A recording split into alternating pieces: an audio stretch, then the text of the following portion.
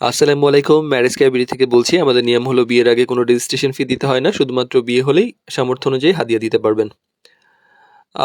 যেটা বলতে চাচ্ছি আজকে সেটা হলো আমাদের এখানে সিভি দিয়ে অনেকেই ধরেই নিয়েছেন যে সঙ্গেই হয়তো আরেকটা সিভি পাওয়া যাবে বা পাত্রপাত্রী খুঁজে পাওয়া যাবে।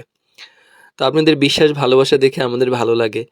কিন্তু একটা জিনিস চিন্তা করে দেখেন, যেটা এত বড় মিডিয়ায় অনেকদিন ধরে চেষ্টা করেও কোথাও পাচ্ছেন না, সব জায়গায় পাচ্ছেন না। তো হঠাৎ করে আমাদেরকে আজকে দিলেন, কালকেই পেয়ে যাবেন, এই মানসিকতা রাখাটা একটু ভুল। আমরা ছোট মিডিয়া, আমাদের রিসোর্স অনেক কম। তো আমরা চেষ্টা করছি আমাদের সামর্থ্যের মধ্যে যতটুকু সম্ভব দেওয়ার জন্য। তো আপনারা যত বেশি সিভি আমাদেরকে দিবেন ততই বেশি আমরা আর কি আমাদের সামর্থ্যটা বাড়বে। এছাড়া তো আর সম্ভব না। তো অনেকেই যেমন সকালে সিভি দিয়ে বিকালে বলছেন, বা সিভি দেওয়ার সঙ্গে বলছেন যে এখনই আমাকে দেন।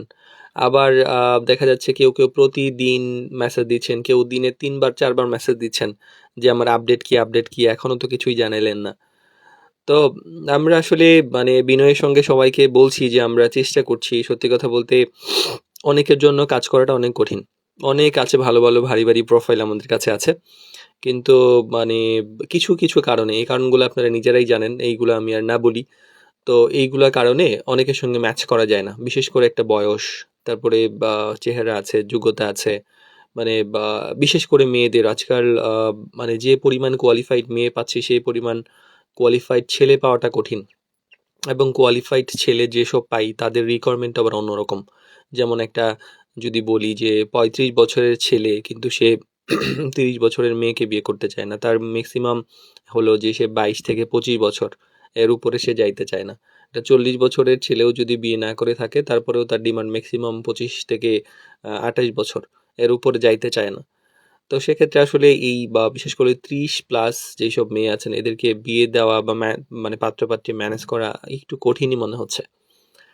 তো আরেকটা ব্যাপার হলো অ্যারেঞ্জ ম্যারেজ কিন্তু একটা মানে ভালোই জটিল প্রক্রিয়া। মানে এত সহজে হয় না। একটা বিয়ে আলোচনা, সেই আমরা দেখেন ৩-৪ মাস আগে একটা আলোচনা শুরু করেছিলাম। এখনো পর্যন্ত দেখাদেখিই চলছে। এখনো বিয়ে হয়নি।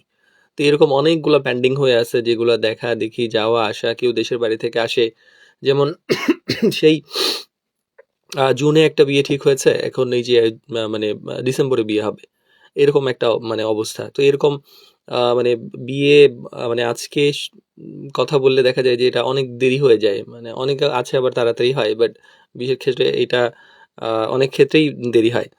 তো দুঃখিত। তো আম এইজন্য হচ্ছে আমরা যেটা বলতে চাই যে আ আমরা চেষ্টা করছি আমাদের সামর্থ্য অনুযায়ী। আমরা চাই যে আপনারা একটু ধৈর্য ধরে অপেক্ষা করুন। আমরা ওয়েবসাইট আসলে হয়তো সবাইকে খুব সহজে সেবা দিতে পারবো। এখন সবাইকে ম্যানুয়ালি ম্যাচ করতে অনেক সময় লাগে। আমাদের লোকজন একটু কম। তো আ এই ব্যাপারটা একটু বোঝার চেষ্টা করবেন। কারণ দেখেন, আমরা তো সিভি আপনাদের নিয়েছি। তো এই সিভি নিলে যদি আমরা আ রেখে দেই, যে আপনার তো আর টাকা পয়সা নেই নাই। সিভি নিয়ে রেখে দিলে আমাদের লাভ কি? আমাদের একমাত্র উদ্দেশ্য হলো বিয়ে কনফার্ম করা।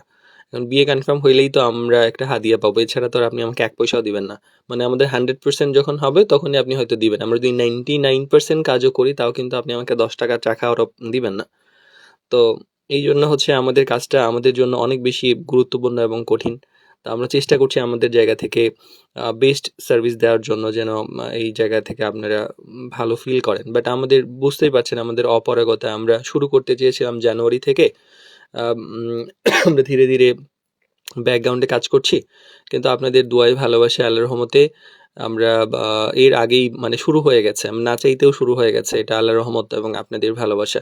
আপনারা আমাদেরকে ট্রাস্ট করছেন, আমাদের কাছ থেকে অনেক সার্ভিস নিতে চাচ্ছেন। এর জন্য আমরা শুকরিয়া, আপনাদেরকে অনেক ধন্যবাদ জানাই। কিন্তু আমাদেরও কিছু অপারগতা আছে। আমরা হয়তো আপনাদের রিকোয়ারমেন্ট অনুযায়ী আপনারা যেভাবে ফাস্ট চাচ্ছেন আমরা সেভাবে দিতে পারছি না। এজন্য অনেককেই আমাদের প্রতিদিন বলতে হচ্ছে। অনেকের সঙ্গে হয়তো টেম্পারও ধরে রাখা যাচ্ছে না।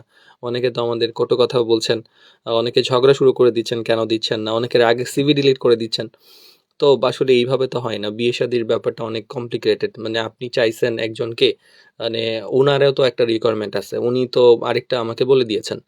তো ওইটা যদি আমি আপনাকে না দেই, আপনি এখন রাগ করছেন যে হ্যাঁ, দিচ্ছেন না। আসলে আপনার এটা সত্যি না মিথ্যা।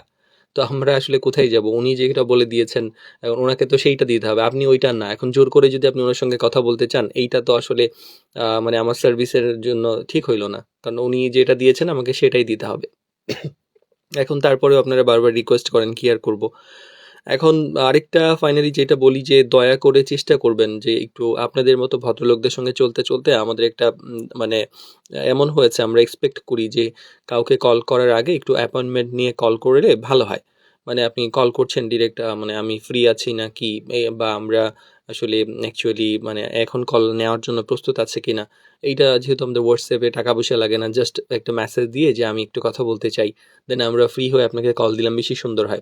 ধরেন আমি একটা সিভি নিয়ে কথা বলছি বা একটা সিভি খুঁজে বের করেছি, একটা গার্ডিয়ানের সঙ্গে কথা বলবো।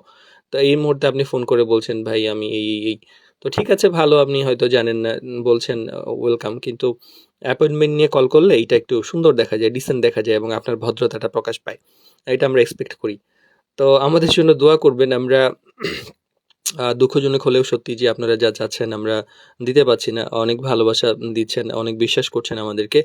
বাট আমরা বা চেষ্টা করছি যে খুব শীঘ্র ওয়েবসাইট আসলে হয়তো আপনারা নিজেরাই খুঁজে নিতে পারবেন। তখন আমাদের পিছনে বা সারাদিন মেসেজ দিতে হবে না। ওয়েবসাইটে নিজেই খুঁজে আপনারা পাত্র-পাত্রী খুঁজে বিয়ে করতে পারবেন ইনশাআল্লাহ।